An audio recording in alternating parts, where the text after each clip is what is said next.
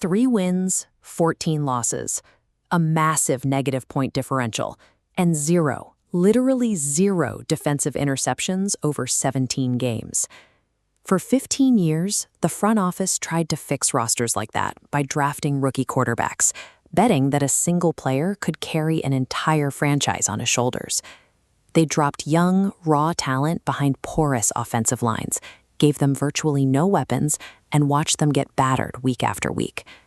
But heading into 2026, the conversation has changed. National analysts are looking at the current roster and pointing to New York as the league's biggest surprise team. The optimism comes down to a deliberate reversal in strategy. The front office stopped looking for a savior under center and decided to build the rest of the machine first.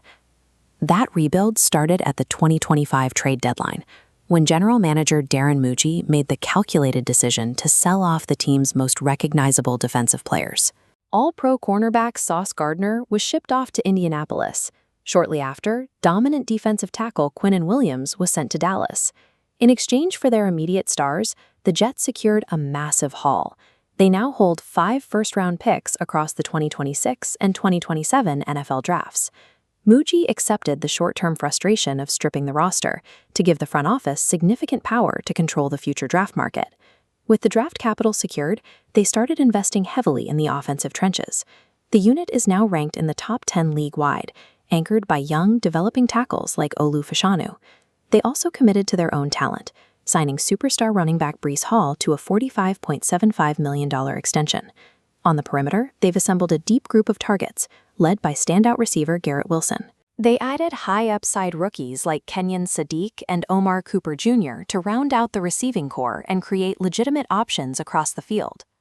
With a top 10 offensive line protecting a backfield of Hall, Wilson, and new rookies, the Jets have managed to build a high-floor offensive infrastructure before even naming their long-term quarterback.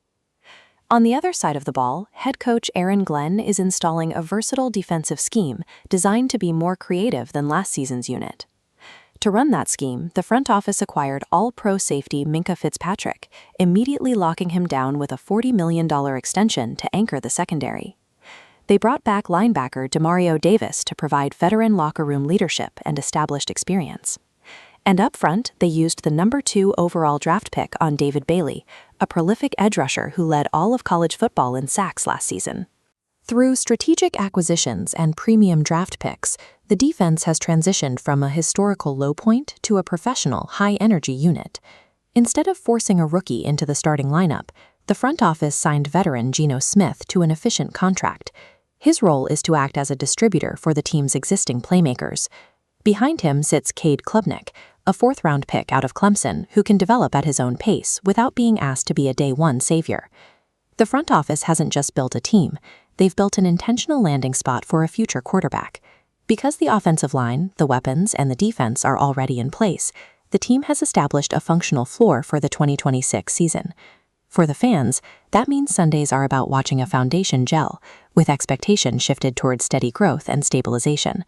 The real strike capability arrives next offseason. Entering the 2027 draft with 3 first-round picks, they have the assets to drop a high-level quarterback prospect into a ready-made structure.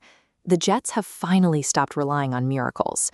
By building the roster backward, they've engineered a structure where the franchise's success is no longer tied to one single player's ability to survive a broken system.